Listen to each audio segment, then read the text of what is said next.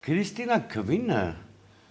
Civilnet-ին տված իր հարցազրույցում մի մոդել է նկարագրում համատեղ ձեռնարկության ստեղծում, որտեղ պիտի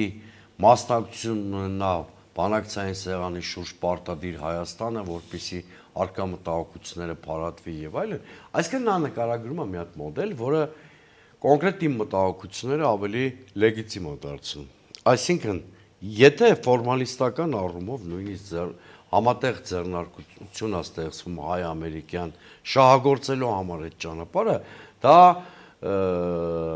հավասար գործընկերության հիմքով չի ստեղծվելու։ Այսինքն ըստ էության լինելու է ամերիկյան կառավարում, լավ, հայկական կողմի մասնակցությունը շատ ավելի սիմվոլիկ է լինելու,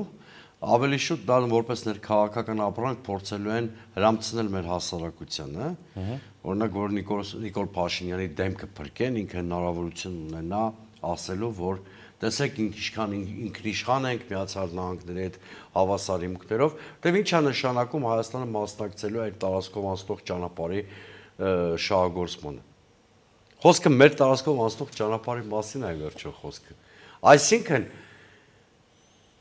հարգարժան տիկին դեսպանի ասուլիսից ինձ մոտ տպավորություն է ստեղծվել, որ առնվազն Հայաստանի իրավազորությունը